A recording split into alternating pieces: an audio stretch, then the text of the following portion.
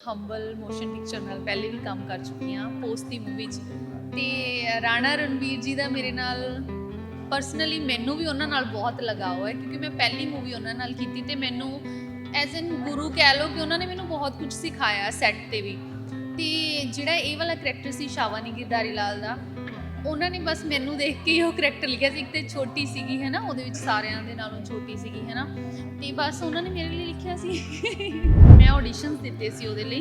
ਮੈਂ ਐਦਾਂ ਹੀ ਆਡੀਸ਼ਨ ਦੇਣ ਚਲੀ ਗਈ। ਮੈਨੂੰ ਸੀਗਾ ਕਿ ਚਲੋ ਆਡੀਸ਼ਨ ਦੇ ਕੇ ਦੇਖ ਲੈਂਦੇ ਆ, ਮਾਹੌਲ ਦੇਖਦੀ ਆ। ਚਲੋ ਇਹਨਾਂ ਨੇ ਕਿਹੜੇ ਆਡੀਸ਼ਨ ਤੋਂ ਸਿਲੈਕਟ ਕਰਨੇ ਹੁੰਦੇ ਆ, ਪਹਿਲੇ ਹੀ ਸਿਲੈਕਸ਼ਨ ਹੋਈ ਹੁੰਦੀ ਹੈ ਕਿਉਂਕਿ ਹਰ ਇੱਕ ਦੇ ਮੈਨੂੰ ਲੱਗਦਾ ਹੁਣ ਇੱਕ ਆਮ ਬੰਦੇ ਦੇ ਮਾਈਂਡ ਦੇ ਵਿੱਚ ਇਹੀ ਚੀਜ਼ਾਂ ਹੁੰਦੀਆਂ।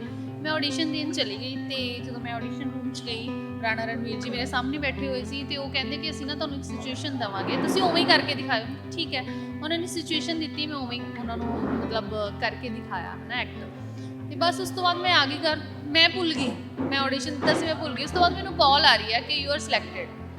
ਬਸ ਉਸ ਤੋਂ ਬਾਅਦ ਇੱਥੇ ਕਹਿੰਦੇ ਕਿ ਕੁੜੀਆਂ ਨੂੰ ਸਮਝਣਾ ਮੁਸ਼ਕਿਲ ਹੁੰਦਾ, ਉਹ ਇਸ ਲਈ ਹੁੰਦਾ ਕਿਉਂਕਿ ਉਹਨਾਂ ਲਈ ਸੁਸਾਇਟੀ 'ਚ ਲਾਈਫ ਈਜ਼ੀ ਨਹੀਂ ਹੁੰਦੀ ਹੈ। ਸੋ ਤੁਹਾਨੂੰ ਕਿੰਨਾ ਕੁ ਚੰਗਾ ਮਹਿਸੂਸ ਹੋ ਰਿਹਾ ਇੱਕ ਅਜਿਹੀ ਵੈਬ ਸੀਰੀਜ਼ ਦੇ ਨਾਲ ਜੁੜਨ ਨਾਲ, ਜਿਸ ਦੀ ਪ੍ਰੋਡਿਊਸਰ ਇੱਕ ਫੀਮੇਲ ਹੈ ਔਰ ਉਹ ਚਾਹੁੰਦੀ ਹੈ ਕਿ ਇਹੋ ਜਿਹੇ ਵਿਸ਼ਿਆਂ 'ਤੇ ਗੱਲ ਹੋਵੇ। ਬਿਲਕੁਲ ਬਿਲਕੁਲ, ਮੈਂ ਉਹੀ ਕਹਿਣਾ ਚਾਹੁੰਦੀ ਹਾਂ ਕਿ ਇੱਕ ਔਰਤ ਦੇ ਵਿੱਚ ਤੁਸੀਂ ਜਿਵੇਂ ਦੱਸ ਹੀ ਚੁੱਕੇ ਹੋ ਨਾ, ਬਹੁਤ ਸ਼ੇਡਸ ਹੁੰਦੇ ਨੇ ਹੈ ਨਾ। ਹੁਣ ਜਿਵੇਂ ਮੈਂ ਆਪਣੇ ਆਪ ਦੀ ਵੀ ਗੱਲ ਕਰਾਂ ਹੈ ਨਾ, ਕਿਤੇ ਜਦੋਂ ਮੈਂ ਆਪਣੀ ਵਧੀਆ ਮਤਲਬ ਘਰਦਿਆਂ ਨਾਲ ਆ ਤਾਂ ਮੈਂ ਬਹੁਤ ਚੁਲਬੁਲੀ ਹਾਂ ਹੈ ਨਾ। ਜਿੱਥੇ ਮੈਨੂੰ ਲੱਗਦਾ ਕਿ ਮੈਨੂੰ ਥੋੜ੍ਹਾ ਜਿਹਾ ਸਟਰੋਂਗ ਹੋ ਕੇ ਰਹਿਣਾ ਪੈਣਾ ਆ, ਮੈਂ ਉੱਥੇ ਸਟਰੋਂਗ ਵੀ ਹਾਂ। ਮੈਨੂੰ ਲੱਗਦਾ ਹੈ ਕਿ ਸਾਡੇ ਅੰਦਰ ਹੀ ਹੁੰਦੀਆਂ ਹੈ ਨਾ, ਕੁੜੀਆਂ ਦੇ ਅੰਦਰ ਇਹ ਚੀਜ਼ਾਂ ਹੁੰਦੀਆਂ ਹੀ ਨੇ। ਕਹਿੰਦਾ ਸੋਹਣਾ ਬੰਦਾ ਕਿਹਨੂੰ ਨਹੀਂ ਸੋਹਣਾ ਲੱਗਦਾ। ਸਭ ਤੋਂ ਵੱਡੀ ਗੱਲ ਇਹ ਹੈ ਕਿ ਸੋਹਣਾ ਬੰਦਾ ਕਿਹਨੂੰ ਨਹੀਂ ਸੋਹਣਾ ਲੱਗਦਾ। ਮੇਰੀ as a girl looks matter ਨਹੀਂ ਕਰਨ, ਮੇਰਾ ਕੰਮ, ਮੇਰੀ ਐਕਟਿੰਗ ਹੈ ਜਿਹੜੀ ਉਹ ਹੈਵੀ ਹੋ ਜਾਵੇ ਉਸ ਹਰ ਇੱਕ ਚੀਜ਼ 'ਤੇ। ਜਿਹੜੀ ਫਸਲ ਵੈਬ ਸੀਰੀਜ਼ ਹੈ ਆਪਣੀ, ਇਹ ਐਦਾਂ ਹੀ ਹੈ ਕਿ ਇਹਦੇ ਵਿੱਚ ਮੈਂ ਲੁੱਕਸ ਵਗੈਰਾ ਹੀ ਨਹੀਂ ਦੇਖੀ ਕਿਉਂਕਿ ਮੈਂ ਸ਼ੁਰੂ ਤੋਂ ਹੀ ਚਾਹੁੰਦੀ ਸੀਗੀ ਹੈ ਨਾ ਕਿ ਮੈਂ ਦਮਦਾਰ ਕਰੈਕਟਰ ਕਰਾਂ, ਉਹ ਕਰੈਕਟਰ ਕਰਾਂ ਜਿਹੜੇ ਮੇਰੇ ਲਈ ਖੁਦ ਲਈ ਹੀ ਚੈਲੰਜਿੰਗ ਹੋਣ ਹੈ ਨਾ। ਤੇ ਇਹਦੇ ਵਿੱਚ ਆਈ ਹੈ ਤਾਂ ਹੀ ਮੈਂ ਇਹਨੂੰ ਯੈਸ ਕੀਤੀ ਹੈ ਕਿਉਂਕਿ ਮੈਨੂੰ ਲੱਗਿਆ ਕਿ ਹਾਂ ਚੰਦਨ, ਜੋ ਤੂੰ ਸੋਚਦੀ ਸੀ ਇਹ ਉਹੀ ਕਰੈਕਟਰ ਹੈ। ਸਤਿ ਸ਼੍ਰੀ ਅਕਾਲ ਜੀ, ਬਹੁਤ ਬਹੁਤ ਸਵਾਗਤ ਹੈ। ਮੈਂ ਜਸਵਿੰਦਰ ਕੌਰ ਔਰ ਤੁਸੀਂ ਦੇਖ ਰਹੇ ਹੋ ਸਿਨੇ ਪੰਜਾਬੀ। ਬਹੁਤ ਜਲਦੀ ਇੱਕ ਵੈਬ ਸੀਰੀਜ਼ ਸਾਡੇ ਸਭ ਦੇ ਸਾਹਮਣੇ ਆਉਣ ਵਾਲੀ ਹੈ ਜਿਸ ਦਾ ਨਾਮ ਹੈ ਫਸਲ। ਕਿਰਦਾਰਾਂ ਦੀ ਇਹ ਫਿਲਮ ਹੈ ਔਰ ਫੀਮੇਲ ਓਰੀਐਂਟਡ ਹੈ। ਸਪੈਸ਼ਲੀ ਇਹ ਚੀਜ਼ ਬਹੁਤ ਹੀ ਜ਼ਿਆਦਾ ਖਾਸ ਹੈ ਇਸ ਵੈਬ ਸੀਰੀਜ਼ ਨੂੰ ਲੈ ਕੇ। ਇਸ ਵਕਤ ਸਾਡੇ ਨਾਲ ਇੱਕ ਅਜਿਹੇ ਕਿਰਦਾਰ ਮੌਜੂਦ ਨੇ, ਅਦਾਕਾਰਾ, ਜੋ ਇਸ ਵੈਬ ਸੀਰੀਜ਼ ਦੇ ਵਿੱਚ ਵੀ ਅਹਿਮ ਕਿਰਦਾਰ ਨਿਭਾਉਣ ਵਾਲੇ ਨੇ ਔਰ ਪੰਜਾਬੀ ਸਿਨੇਮਾ ਦੇ ਵਿੱਚ ਹੁਣ ਤੱਕ ਉਹਨਾਂ ਨੇ ਫਿਲਮਾਂ ਦੇ ਵਿੱਚ ਕਿਰਦਾਰ ਨਿਭਾਇਆ। ਸਵਾਗਤ ਕਰਦੇ ਹਾਂ ਚੰਦਨ ਗਿੱਲ ਦਾ, ਬਹੁਤ ਬਹੁਤ ਸਵਾਗਤ ਹੈ।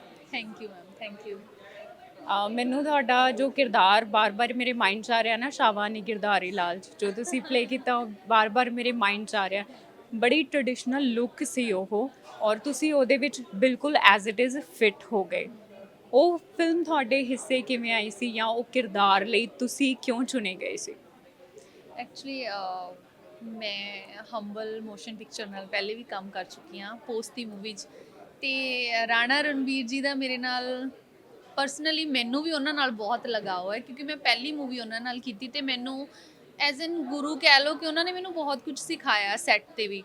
ਤੇ ਜਿਹੜਾ ਇਹ ਵਾਲਾ ਕਰੈਕਟਰ ਸੀ ਸ਼ਾਵਾਨੀ ਗਿਰਧਾਰੀ ਲਾਲ ਦਾ, ਉਹਨਾਂ ਨੇ ਬਸ ਮੈਨੂੰ ਦੇਖ ਕੇ ਹੀ ਉਹ ਕਰੈਕਟਰ ਲਿਖਿਆ ਸੀ। ਇੱਕ ਤੇ ਛੋਟੀ ਸੀਗੀ ਹੈ ਨਾ, ਉਹਦੇ ਵਿੱਚ ਸਾਰਿਆਂ ਦੇ ਨਾਲੋਂ ਛੋਟੀ ਸੀਗੀ ਹੈ ਨਾ, ਤੇ ਬਸ ਉਹਨਾਂ ਨੇ ਮੇਰੇ ਲਈ ਲਿਖਿਆ ਸੀ।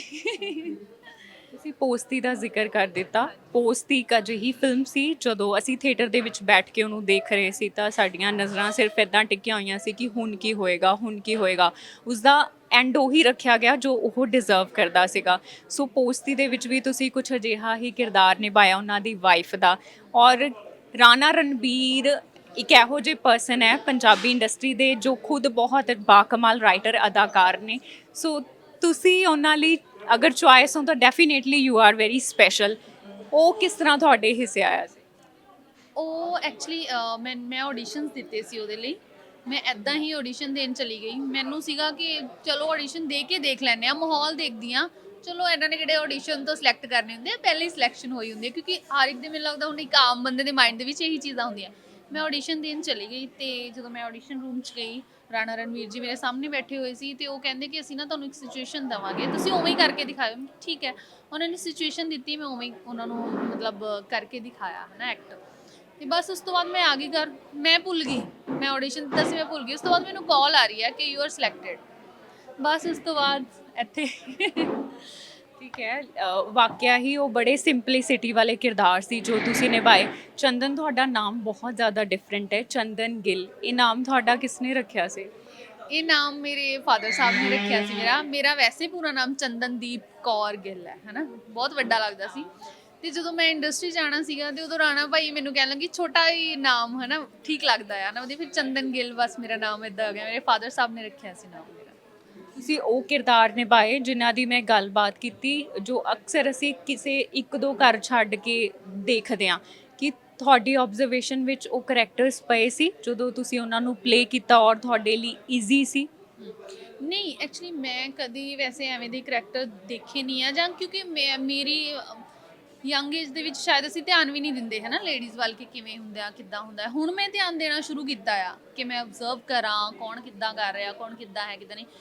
ਉਹ ਐਕਚੁਅਲੀ ਮੈਂ ਇੰਨਾ ਵਧੀਆ ਉਹਨੂੰ ਤਾਂ ਹੀ ਨਿਭਾ ਪਾਈ ਪੋਸਤੀ 'ਚ, ਜਿਹੜਾ ਨੀਤੂ ਦਾ ਕਰੈਕਟਰ ਹੈ, ਕਿਉਂਕਿ ਰਾਣਾ ਰਣਵੀਰ ਜੀ ਨੇ ਮੈਨੂੰ ਇੰਨੇ ਵਧੀਆ ਤਰੀਕੇ ਨਾਲ ਉਹਨੂੰ ਹੈ ਨਾ ਦੱਸਿਆ ਕਿ ਚੰਦਨ ਇਵੇਂ ਦੀਆਂ ਚੀਜ਼ਾਂ ਸੋਚ, ਤੇਰੇ ਨਾਲ ਆ ਹੋ ਰਿਹਾ ਹੈ, ਸਾਈਡ ਤੇ ਜਾ ਇਹ ਸੋਚਣਾ ਸ਼ੁਰੂ ਕਰ ਦੇ ਕਿ ਤੇਰੇ ਨਾਲ ਇਹ ਹੋ ਰਿਹਾ ਇਹ ਹੋ ਰਿਹਾ। ਉਹ ਪਰਮਾਤਮਾ ਦੀ ਕਿਰਪਾ ਨਾਲ ਕਿ ਮੈਂ ਇੰਨੇ ਅੱਛੇ ਤਰੀਕੇ ਨਾਲ ਉਹਨੂੰ ਢਾਲ ਲਿਆ ਆਪਣੇ ਆਪ 'ਚ, ਤੇ ਉਹ ਬਹੁਤ ਸੋਹਣਾ ਨਿਕਲ ਕੇ ਆ ਗਿਆ। ਫਸਲ ਵੈਬ ਸੀਰੀਜ਼ ਜੋ ਹੈ ਫੀਮੇਲ ਓਰੀਐਂਟਡ ਹੈ, ਔਰ ਫੀਮੇਲਸ ਜਿਹੜੇ ਕਿਰਦਾਰ ਹੈ ਉਹਦੇ ਸ਼ੇਡਸ ਬਹੁਤ ਸਾਰੇ ਹੁੰਦੇ ਆ, ਕਿਉਂਕਿ ਕਹਿੰਦੇ ਆ ਕਿ ਕੁੜੀਆਂ ਨੂੰ ਸਮਝਣਾ ਮੁਸ਼ਕਿਲ ਹੁੰਦਾ। ਉਹ ਇਸ ਲਈ ਹੁੰਦਾ ਕਿਉਂਕਿ ਉਹਨਾਂ ਲਈ ਸੁਸਾਇਟੀ 'ਚ ਲਾਈਫ ਈਜ਼ੀ ਨਹੀਂ ਹੁੰਦੀ ਹੈ। ਸੋ ਤੁਹਾਨੂੰ ਕਿੰਨਾ ਕੁ ਚੰਗਾ ਮਹਿਸੂਸ ਹੋ ਰਿਹਾ ਇੱਕ ਅਜਿਹੀ ਵੈਬ ਸੀਰੀਜ਼ ਦੇ ਨਾਲ ਜੁੜਨ ਨਾਲ, ਜਿਸ ਦੀ ਪ੍ਰੋਡਿਊਸਰ ਇੱਕ ਫੀਮੇਲ ਹੈ ਔਰ ਉਹ ਚਾਹੁੰਦੀ ਹੈ ਕਿ ਇਹੋ ਜਿਹੇ ਵਿਸ਼ਿਆਂ 'ਤੇ ਗੱਲ ਹੋਵੇ?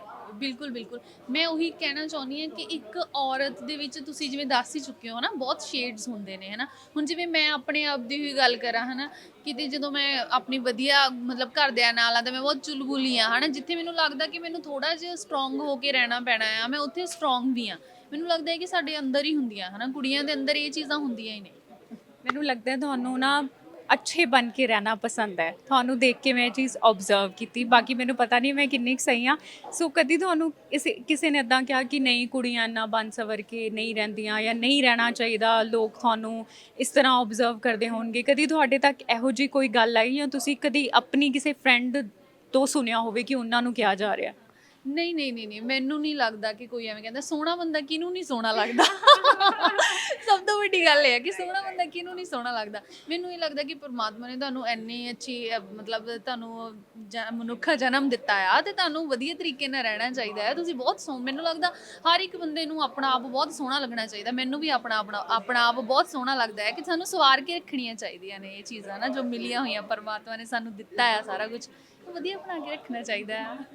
ਤੁਸੀਂ ਕਰੈਕਟਰਸ ਪਲੇ ਕੀਤੇ ਆ ਹੁਣ ਤੱਕ, ਤਾਂ ਕਦੀ ਤੁਹਾਡੇ ਮਾਈਂਡ 'ਚ ਇਹ ਚੀਜ਼ਾਂ ਹੈ ਕਿ ਅਗਰ ਮੈਂ ਲੀਡ ਦੇ ਵਿੱਚ ਆਵਾਂ ਤਾਂ ਮੈਂ ਇਹੋ ਜਿਹੇ ਕਿਰਦਾਰ ਨਿਭਾਉਣਾ ਚਾਹੁੰਦੀ ਹਾਂ ਜਿਸ ਦੇ ਵਿੱਚ ਮੇਰੀ as a girl looks matter ਨਹੀਂ ਕਰਨ, ਮੇਰਾ ਕੰਮ, ਮੇਰੀ ਐਕਟਿੰਗ ਹੈ ਜਿਹੜੀ ਉਹ ਹੈਵੀ ਹੋ ਜਾਵੇ ਉਸ ਹਰ ਇੱਕ ਚੀਜ਼ 'ਤੇ? ਜਿਹੜੀ ਫਸਲ ਵੈਬ ਸੀਰੀਜ਼ ਹੈ ਆਪਣੀ, ਇਹ ਇੱਦਾਂ ਹੀ ਹੈ ਕਿ ਇਹਦੇ ਵਿੱਚ ਮੈਂ ਲੁੱਕਸ ਵਗੈਰਾ ਇਹ ਨਹੀਂ ਦੇਖੀ, ਕਿਉਂਕਿ ਮੈਂ ਸ਼ੁਰੂ ਤੋਂ ਹੀ ਚਾਹੁੰਦੀ ਸੀਗੀ ਹੈ ਨਾ ਕਿ ਮੈਂ ਦਮਦਾਰ ਕਰੈਕਟਰ ਕਰਾਂ, ਉਹ ਕਰੈਕਟਰ ਕਰਾਂ ਜਿਹੜੇ ਮੇਰੇ ਲਈ ਖੁਦ ਲਈ ਹੀ ਚੈਲੰਜਿੰਗ ਹੋਣ ਹੈ ਨਾ। ਤੇ ਇਹਦੇ ਵਿੱਚ ਆਈ ਹੈ ਤਾਂ ਹੀ ਮੈਂ ਇਹਨੂੰ ਯੈਸ ਕੀਤੀ ਹੈ, ਕਿਉਂਕਿ ਮੈਨੂੰ ਲੱਗਿਆ ਕਿ ਹਾਂ ਚੰਦਨ, ਜੋ ਤੂੰ ਸੋਚਦੀ ਸੀ ਇਹ ਉਹੀ ਕਰੈਕਟਰ ਹੈ। ਐਕਟਰੈਸ ਬਣਨ ਬਾਰੇ ਸੋਚਿਆ ਸੀ ਜਾਂ ਫਿਰ ਰਾਬਤਾ ਇਸ ਤਰ੍ਹਾਂ ਹੋ ਗਿਆ ਇਸ ਦੁਨੀਆ ਨਾਲ ਕਿ ਤੁਹਾਨੂੰ ਵੀ ਨਹੀਂ ਪਤਾ? ਹਾਂ, ਮੈਨੂੰ ਲੱਗਦਾ ਐਵੇਂ ਹੀ ਹੋ ਸਕਦਾ ਕਿ ਸ਼ਾਇਦ ਮੈਨੂੰ ਵੀ ਨਹੀਂ ਪਤਾ ਕਿ ਕਿੱਦਾਂ ਰਾਬਤਾ ਹੋ ਗਿਆ, ਬਟ ਹੁਣ ਇਹ ਰਾਬਤਾ ਬਹੁਤ ਗਹਿਰਾ ਹੋ ਗਿਆ ਮੇਰਾ ਇਹਦੇ ਨਾਲ ਹੁਣ ਪਿਆਰ ਹੋ ਗਿਆ ਇਹਦੇ ਨਾਲ। ਤੁਸੀਂ ਬਹੁਤ ਸੋਚ ਸਮਝ ਕੇ ਬੋਲਣ ਵਾਲੇ ਪਰਸਨਸ ਦੇ ਵਿੱਚੋਂ, ਹਾਲਾਂਕਿ ਤੁਹਾਨੂੰ ਇੰਡਸਟਰੀ 'ਚ ਜ਼ਿਆਦਾ ਸਮਾਂ ਨਹੀਂ ਹੋਇਆ, ਕਿ ਇਸ ਲਈ ਵੀ ਕੋਈ ਗਾਈਡ ਕਰਦਾ ਹੈ ਜਾਂ ਖੁਦ ਹੀ ਤੁਹਾਡੀ ਪ੍ਰੈਪਰੇਸ਼ਨ ਇੰਨੀ ਕੁ ਜ਼ਿਆਦਾ ਹੈ? ਨਹੀਂ, ਐਕਚੁਅਲੀ ਮੈਂ ਵੈਸੇ ਤਾਂ ਜਿੱਦਾਂ ਹੁਣ ਮੈਨੂੰ ਖੁਦ ਨੂੰ ਨਹੀਂ ਪਤਾ ਹੁੰਦਾ ਹੈ ਕਿ ਹੈ ਨਾ, ਮੈਂ ਐਵੇਂ ਵੀ ਜਦੋਂ ਕਦੀ ਮੇਰੇ ਫਰੈਂਡ ਸਰਕਲ 'ਚੋਂ ਕਿਸੇ ਨੂੰ ਕੋਈ ਐਡਵਾਈਸ ਚਾਹੀਦੀ ਹੁੰਦੀ ਹੈ ਨਾ ਕੁਛ ਵੀ, ਉਹ ਮੈਨੂੰ ਹੀ ਆ ਕੇ ਪੁੱਛਦੇ ਕਿ ਚੰਦਨ ਹੁਣ ਅਸੀਂ ਇੱਦਾਂ ਕਿਵੇਂ ਕਰੀਏ। ਮੈਨੂੰ ਖੁਦ ਜਦੋਂ ਮੈਂ ਉਹਨਾਂ ਨੂੰ ਸਮਝਾ ਦਿੰਦੀ ਹਾਂ ਨਾ, ਉਸ ਤੋਂ ਬਾਅਦ ਮੈਨੂੰ ਖੁਦ ਨੂੰ ਨਹੀਂ ਯਕੀਨ ਹੁੰਦਾ ਕਿ ਮੈਂ ਇੰਨੀ ਸਮਝਦਾਰ ਹਾਂ, ਮੈਂ ਇੰਨਾ ਅੱਛਾ ਸਮਝਾ ਸਕਦੀ ਹਾਂ। ਹੁਣ ਮੈਨੂੰ ਐਵੇਂ ਲੱਗਦਾ ਹੁੰਦਾ ਕਿ ਮਤਲਬ ਬਹੁਤ ਸਾਰੀਆਂ ਚੀਜ਼ਾਂ ਇੱਦਾਂ ਦੀਆਂ ਹੋਈਆਂ ਨੇ ਮੇਰੇ ਫਰੈਂਡ ਸਰਕਲ 'ਚ, ਮੇਰੀ ਲਾਈਫ ਦੇ ਵਿੱਚ, ਕਿ ਬਹੁਤ ਹੀ ਐਵੇਂ ਦੇ ਪੁਆਇੰਟ 'ਤੇ ਜਾ ਕੇ ਕਿ ਮੈਂ ਆਪਣੇ ਕਹਿੰਦੇ ਨਹੀਂ ਹੁੰਦੇ ਕਿ ਕਿਸੇ ਦੀ ਤੁਸੀਂ ਲਾਈਫ ਬਚਾਈ ਹੋਵੇ ਹੈ ਨਾ, ਸਿਰਫ ਤੁਸੀਂ ਆਪ ਸਮਝਾ ਕੇ ਹੈ ਨਾ ਗੱਲਾਂ ਨਾਲ, ਮੈਂ ਉਵੇਂ ਦੀਆਂ ਚੀਜ਼ਾਂ ਵੀ ਕੀਤੀਆਂ ਹੋਈਆਂ ਨੇ। ਤਾਂ ਮੈਨੂੰ ਬਹੁਤ ਜ਼ਿਆਦਾ ਮਾਣ ਜਿਹਾ ਮਹਿਸੂਸ ਹੁੰਦਾ ਹੈ ਨਾ ਕਿ ਚੰਦਨ ਤੂੰ ਹੈ ਕੁਝ, ਤੂੰ ਬੋਲ ਕੇ ਸਮਝਾ ਸਕਦੀ ਹੈ ਕਿਸੇ ਨੂੰ ਕੁਝ, ਹੈ ਨਾ। ਬਾਕੀ ਮੇਰੇ ਮਮ ਮਤਲਬ ਜੇ ਮੈਨੂੰ ਕੁਝ ਐਵੇਂ ਦੀ ਦਿੱਕਤ ਆ ਜਾਂਦੀ ਹੈ, ਮੈਨੂੰ ਕੁਝ ਸਮਝ ਨਹੀਂ ਆਉਂਦਾ ਕਿ ਯਾਰ ਮੈਂ ਕੀ ਕਰਾਂ, ਮੇਰੇ ਮਮ ਹੈਗੇ ਨੇ ਮੇਰੇ ਪਿੱਛੇ, ਉਹ ਬਹੁਤ ਚੰਗੀ ਤਰੀਕੇ ਨਾਲ ਮੈਨੂੰ ਸਾਰੀਆਂ ਚੀਜ਼ਾਂ ਸਮਝਾਉਂਦੇ ਰਹਿੰਦੇ ਨੇ। ਸੋ ਚੰਦਨ, ਬੈਸਟ ਵਿਸ਼ੇਸ ਇਸ ਵੈਬ ਸੀਰੀਜ਼ ਲਈ, ਔਰ ਉਮੀਦ ਹੈ ਕਿ ਜਿਸ ਤਰ੍ਹਾਂ ਦੇ ਤੁਸੀਂ ਕਿਰਦਾਰ ਨਿਭਾਉਣਾ ਚਾਹੁੰਦੇ ਹੋ ਉਹ ਤੁਹਾਡੇ ਹਿੱਸੇ ਆਉਂਦੇ ਰਹਿਣ। Thank you so much, thank you.